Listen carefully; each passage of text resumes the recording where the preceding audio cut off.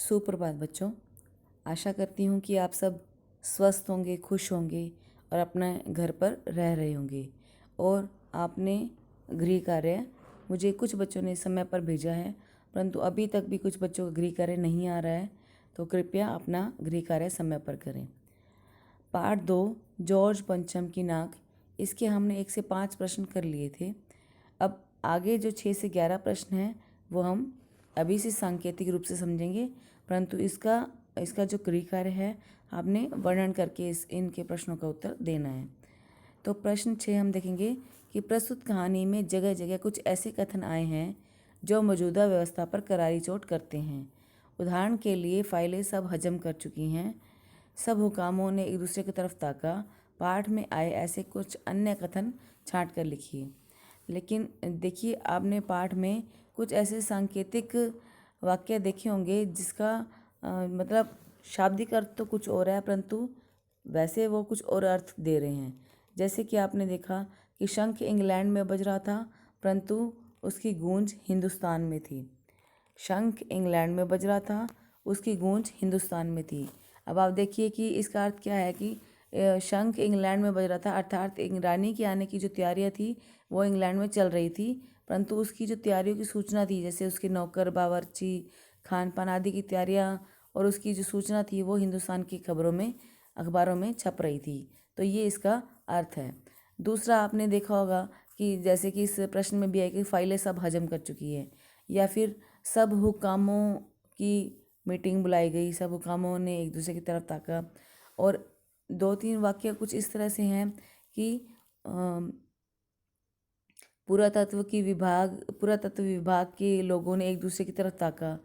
और कुछ और वाक्य हैं जो अपना कुछ और अर्थ देते हैं, जैसे कि अखबारों की कतरनें हिंदुस्तान में छपने लगी और फाइलों के पेट चीरे गए। कुछ ऐसे ही वाक्य हैं जिसका जो अपना कुछ अन्य अर्थ दे रहे हैं और मौजूदा व्यवस्था पर करारी चोट करते हैं। ये कुछ ऐसे वाक्य हैं जो आप इसके अलावा भी कुछ और वाक्य ढूंढ सकते हैं और इसे अपनी उत्तर पुस्तिका में लिखेंगे। 7वां प्रश्न है, नाक मान सम्मान व प्रतिष्ठा का द्योतक है। यह बात पूरी व्यंग्य रचना में किस तरह उभर कर आई है। नाक मान सम्मान, जैसे कि आपने नाक से संबंधित कई मुहावरे सुने होंगे। 1-2 वाक्य देते हैं कि जैसे मोहन ने IAS बनकर अपने परिवार की नाक रख ली। परिवार की नाक रख ली अर्थात परिवार की इज्जत बचा ली, मान सम्मान को बचा लिया। या फिर दूसरा वाक्य देखिए इसकी तरह का कि मोहन ने चोरी करके अपने परिवार की नाक कटा दी। नाक कटा दी का अर्थ ये नहीं कि उसने अपने मतलब चेहरे पर जो नाक लगती है उसको कटा दिया। नाक कटाने का अर्थ होता है अपमान, मतलब अपमानित कर दिया, बेइज्जत करना। तो इसी तरह से नाक जो होती है हमेशा मान सम्मान का सूचक होती है। तो प्रस्तुत पाठ में भी नाक जो है वो मान सम्मान का ही सूचक बताई गई है, प्रतीक बताई गई है। दिल्ली में जब जॉर्ज पंचम की जो मूर्ति थी वो विदेशी शासक का प्रतीक थी, विदेशी शासन का प्रतीक थी, और जो उसकी नाक कट गई अर्थात उसके अपमान का प्रतीक थी।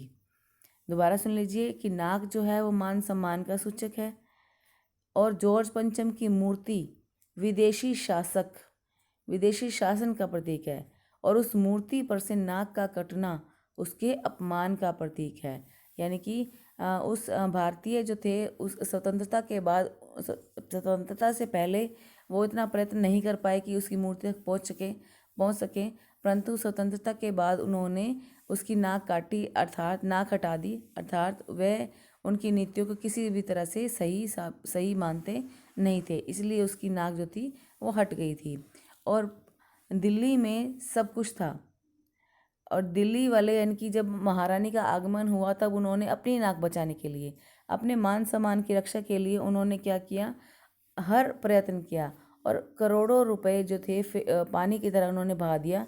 और एक मूर्तिकार ने क्या किया, इस नाक को बचाने के लिए हमारे स्वतंत्रता सेनानियों और शहीद बच्चों की नाक का निरीक्षण किया, कई जगह पर गया और अंत में एक व्यक्ति की जिंदा नाक काट कर उनकी मूर्ति पर लगा दी गई थी। तो यहाँ से ये स्पष्ट होता है कि इस पूरी नाटक या व्यंग्य रचना में क्या हुआ है कि अपनी नाक को बचाने के लिए ही सारे कार्य किए गए हैं कि नाक जो है अपने मान सम्मान और प्रतिष्ठा का ही द्योतक है। दोबारा से सुन लीजिए कि नाक जो है वो मान सम्मान का सूचक है।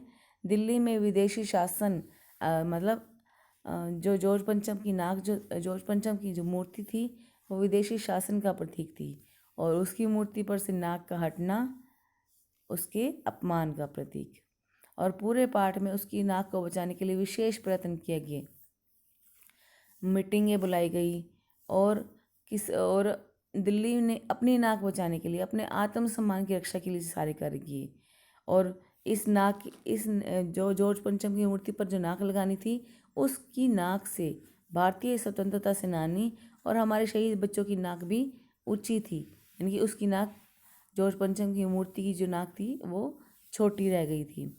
और अंत में एक जिंदा व्यक्ति की नाक काट कर लगा दी गई थी। इससे स्पष्ट होता है कि नाक जो थी वो मान सम्मान प्रतिष्ठा का परिचायक थी, सूचक थी। अगला देखते हैं 8वां प्रश्न। जॉर्ज पंचम की लाट पर किसी भी भारतीय नेता, यहाँ तक कि भारतीय बच्चे की नाक फिट न होने की बात लेखक किस ओर संकेत करना चाहता है। ये प्रश्न आपका पहले भी डिस्कस हो चुका है कि जॉर्ज पंचम की मूर्ति पर नाक लगाने के लिए काफ़ी प्रयत्न किए गए, जिसमें से एक प्रयत्न ये था कि मूर्तिकार ने सुझाव दिया था कि स्वतंत्रता सेनानी और शहीद बच्चे उनकी नाक का निरीक्षण किया गया, नाक को नापा गया, अर्थात जॉर्ज पंचम की मूर्ति के लिए उनकी नाक को नापा गया, परंतु उनकी नाक जो थी वो स्वतंत्रता सेनानी और भारतीय बच्चों की नाक से काफ़ी ऊंची थी। अर्थात हम भारतीयों का सम्मान किसी भी अंग्रेजी शासक के सम्मान से काफ़ी ऊंचा है। और जॉर्ज पंचम जो था वो विदेशी शासक था। उसका भारतीय भूमि से, भारतीय जो मातृभूमि है उससे कोई भी लगाव नहीं था। और आप ये भी देख सकते हैं उसकी मूर्ति का पत्थर भी भारत से नहीं लिया गया था, वो भी विदेशी था। इसलिए किसी भी भारतीय नेता और बच्चे की नाक उस पर फिट ना होना, इससे यह स्पष्ट होता है कि हम भारतीयों का आत्मसम्मान किसी भी विदेशी शासक के सम्मान से काफ़ी अधिक ऊंचा है, इसलिए उसकी नाक वहाँ पर फिट नहीं हुई। 9वां प्रश्न देखेंगे। अखबारों ने जिंदा नाक लगाने की खबर को किस तरह से प्रस्तुत किया। जिंदा नाक लगाने की खबर को अखबारों ने जिंदा नाक लगाने की जो खबर थी वो छापी थी, परंतु लोगों तक सही बात जो सच था, अर्थात जिंदा व्यक्ति की नाक लगाई जा रही थी, ये सच उनके सामने प्रदर्शित नहीं किया जा रहा था। और ये क्यों प्रदर्शित नहीं होता? अपनी वाक पटुता के कारण। ये वाक पटुता शब्द आपने गोपियों वाले पाठ में भी सुना है। आपको बताया गया था वाकपटुता, गोपियों में भी वाकपटुता थी, चतुराई थी, इसलिए उन्होंने उद्धव को सीधे बात नहीं की थी, घुमा फिरा कर उसका अपमान किया था। तो देखेंगे पार्ट जो हमारा प्रश्न 9 है उसमें भी जिंदा नाक लगाने को लेकर मतलब दिल्ली वालों को सूचना दी गई थी। कैसे सूचना दी गई थी कि नाक का मसला हल हो गया है।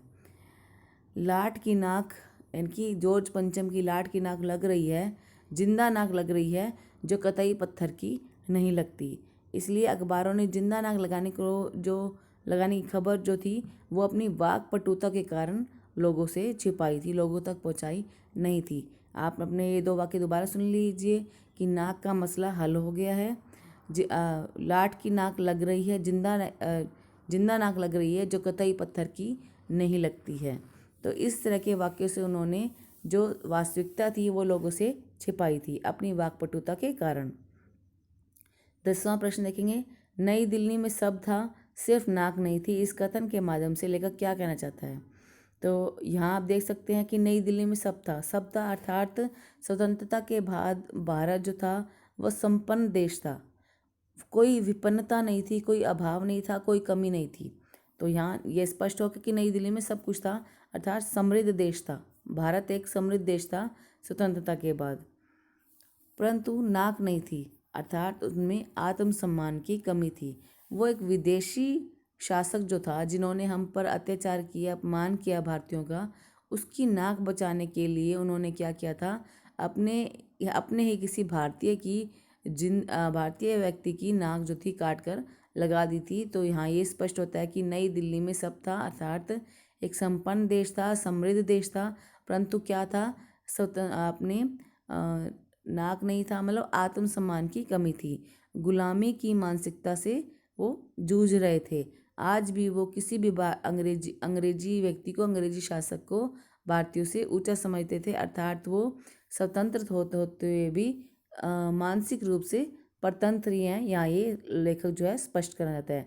दो बातें क्या स्पष्ट करना चाहता है कि संपन्न देश होते हुए भी आत्मसम्मान की कमी, और उनमें वे क्या विदेशी शासन को अंग्रेजी शासन को भारतीयों से काफ़ी अधिक ऊंचा मानते हैं और गुलामी की मानसिकता से जूझ रहे हैं। पर स्वतंत्र होते हुए भी वे गुलाम हैं।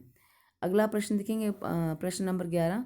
जॉर्ज पंचम की नाक लगने वाली खबर के दिन अखबार चुप क्यों थे? देखिए, अखबारों में प्रतिदिन कुछ ना कुछ छपता ही रहता है, चाहे वो बिना सिर पैर का ही क्यों ना हो।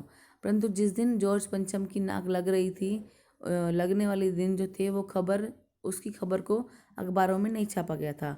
अखबार जो थे वो चुप थे। उस दिन ना तो कोई स्वागत समारोह हुआ, ना कोई अभिनंदन समारोह हुआ, ना ही किसी नेता ने कोई फीता काटा, और ना ही एयरपोर्ट पर कोई स्वागत समारोह किया गया।